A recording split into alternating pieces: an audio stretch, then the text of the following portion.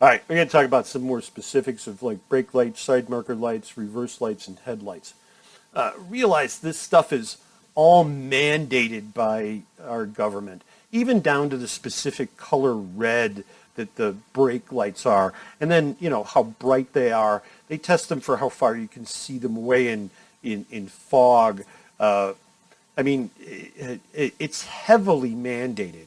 Did you ever notice that the red brake light is the same color as a red stoplight? Did you ever notice that? So here's a real simple one. And this is, a simple stop lamp setup. It's got, this one has two switches in it for cruise control or without cruise. And it's really just a pretty simple circuit. It runs over here to this joint connector and then runs out to these grounded light bulbs. So we're just passing B plus through. But sometimes this brake input, this brake pedal request is used by other computers in the car, such like, traction control, ABS, cruise control, transmission function is handled by, one of the inputs it looks at is the brake light switch. Matter of fact, here I'll give you a tip. Fords, pick on Fords. If you go in and look at a scan tool, their brake switch is actually called a BOO, a boo switch, and that's brake on off. Thanks, Ford. I can't just call it a brake switch or something. And then realize in a lot of cars nowadays, it's, we have one for the lights, or we have two in there, and there's one for the computers and one for the lights. Some of these guys are little mini computers. It's a node on the network. So, it's got power, ground, and signal to these things. There's a B plus, there's a ground, and then there's a computer, like a CAN network signal that comes out of the brake light switch to tell all these other modules. It talks on the network, and the other modules can pick it up whenever they want. Oh, brake switch is depressed. Poor brake switch. Anyways. All right. We have, one of the things we have to have, one of the things that is mandated is if a outside light bulb doesn't work, there's supposed to be some type of indication to the driver. Fog lights, not so much. Don't get me started on fog lights. We look at, like, the rear one. How do they decide that the light bulb is out? Well, a lot of the modern vehicles, they actually monitor amperage on that line to the light bulb. And if it doesn't see any amperage, they just tell you that the light bulb is out, which does bring us to another problem, like putting in LEDs. We put an LED in there, and that doesn't draw as much current as a regular incandescent bulb or a halogen bulb. So it can, say, hey, we got a light bulb out on the dashboard. And, that would be bad. Anyways. So some of these guys, what they use is they just use a dropping resistor on it, and they measure voltage on each side. And if it doesn't see a drop in voltage across it, it's just a simple series circuit. It doesn't see a drop in voltage across it, it alerts the dashboard. So here's one of these guys and how they're lit up. And this is actually a Toyota. And it's really common that Toyota did this for years through these lamp out warning modules. And they would go bad a lot, especially if somebody hooked up a trailer improperly. It would blow this little module. And then taillights wouldn't work at all. And it would look, oh my God, there's something wrong when it's the lamp out module. A lot of times you could pull them apart and fix them, just kind of solder bridge them and put them back together. But, here's how it works. Here's my multi-function switch. This is my blinky light out, and it, comes in here, and then it goes around this resistance wire. So this wire right here going into this module had a specific set of resistance to it. So it would measure the voltage on one side of this, on one side of it, using this line, and on the other side of it, and if it saw a voltage drop across it, it knew that the bulb was good. Okay. So here's another one, and this is the adaptive module. It kind of does the same thing, except it's all internal, right? Here's, my line coming in and then my line coming out. And if it didn't see a voltage drop across this, it would alert the dashboard or the DIC and say, hey, give me a light out indicator. All right, side markers. Again, DOT required. It has to be yellow, amber in the front. It has to be red in the back. And it has to come around the corner. Usually it's paired with some type of reflector. And it helps people differentiate, like, they're looking at night at the side of a car, the direction of travel, because yellow's on the front and red's on the back. And it has to come around the corner of the car. Anyways. So here is like a parking light setup, okay? And we looked at this half of it. This is turn right here, right? Here's my turn, and this is park. So here's my, parking lamps switch right here. When I flip this over to park, this brown line becomes live, and it turns this on, okay? We also have what's called a twilight sentinel. This is the guy that was, would turn the lights on automatically. It had a little eye up in the dashboard, and when it saw the sun go down, so it got dark out, it would turn on the parking lights and the headlights. Backup lights.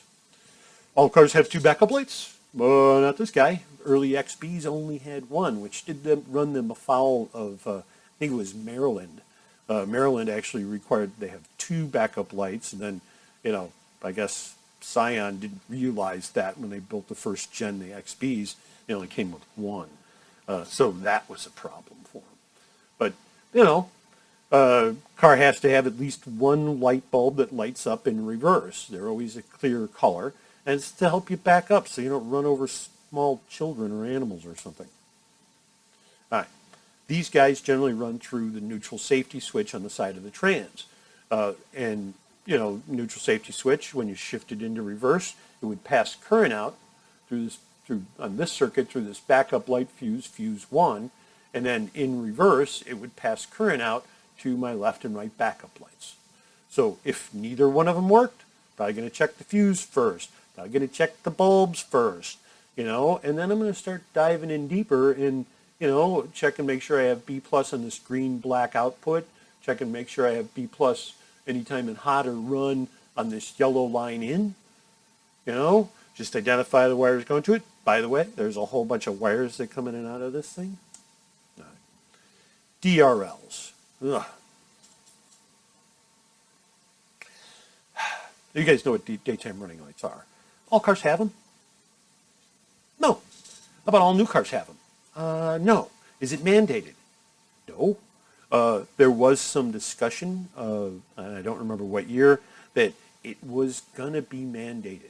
Every car sold here in the United States needed to have DRLs. Every car in Europe already does. Every car in Canada already does. I think there's a bunch of other countries. Australia does. New Zealand does. They require DRLs. We don't. So every manufacturer does offer them in their car, but just maybe not here in the United States. So what they did is everybody started putting them, all the manufacturers started putting them in their car, and then it kind of died in Congress, the bill, and then it went away. So now it's not a requirement, although there's plenty of cars out there that have it, and then sometimes they just go, let's put it in anyways. I mean, honestly, it's software at this point. It's just a software thing. There's no hard parts, although they did use hard parts for a while. Now, how do they do this? Well, it's really not bad. The way they do it is the headlights come on, and then there's a relay, a little module in there that runs them in series. So they each see half of the voltage. Using the voltage drop, that's what makes them dimmer. We okay? So they're on, but they're dim. They're at half brightness, half voltage. Get it? Here, we'll take a look at one real fast. So here is, again, let me go to this one. Here's my 2 headlights right here. Okay? Here they are. And if you notice, this one just drops straight to ground. And this one, the ground goes that way. We okay? So we look this way, and look where it goes. It goes up to this relay. Now, normally closed, relaxed relay, this guy sends this line to ground. Both lights are on full brightness. But this DRL relay, when it When it flips, this side becomes positive. You get it? So this side becomes positive. This is now a positive input. Now, without my headlamp, without my headlamps on, okay, these lines don't get any power. Get it? There's no power on these lines. But I have a B plus coming through here from the DRL relay. Well, that sends power out along this line to this guy and then drops it to ground. So these two guys travel to the other headlight and then just drop to ground. Get it? Now, when I ask for headlights, this relay just hangs to ground, and I get full straight B plus through the headlight switch. Get it? So DRLs generally run in series, although some of them run resistor to drop the voltage down. A lot of the Euros do that, and some of the Asians. Anyways, headlamps. These have to meet DOT standards.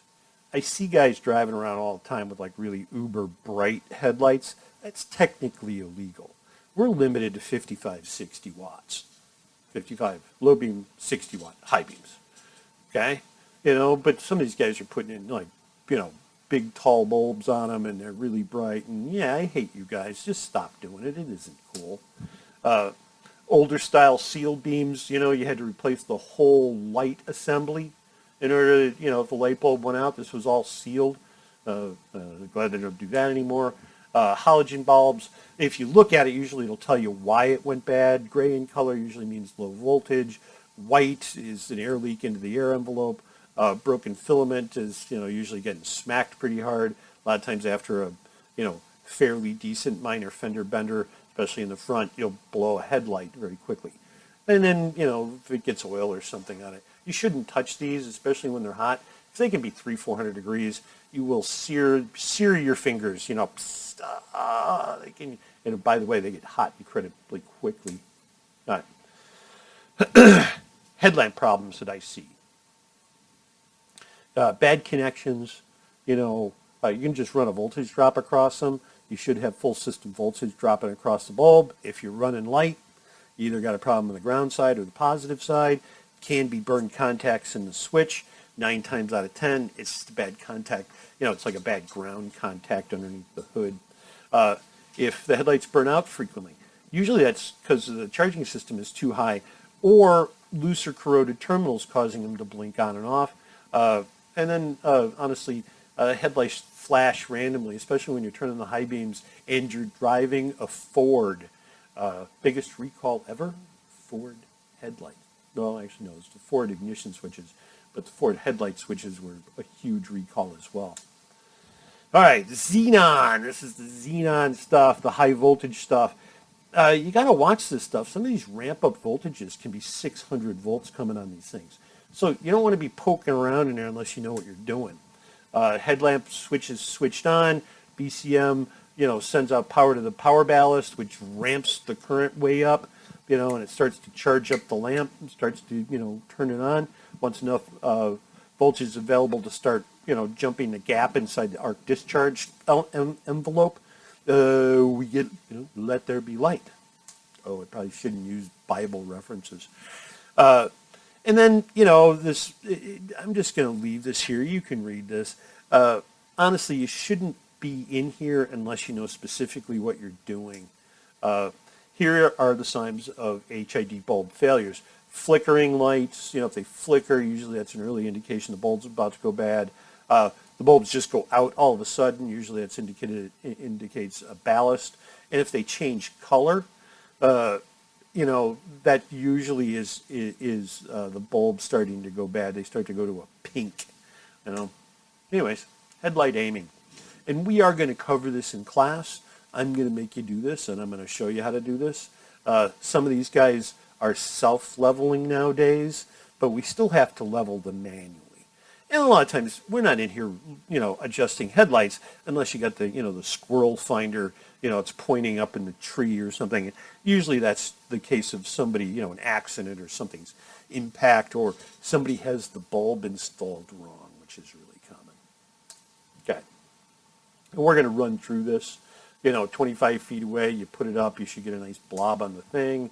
Alignment screen, I'm going to leave all this up here. You can read this at your leisure.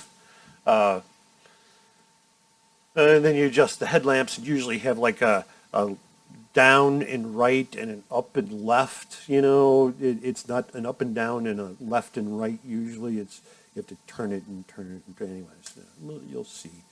Anyways, there you go. Any questions? Let me know.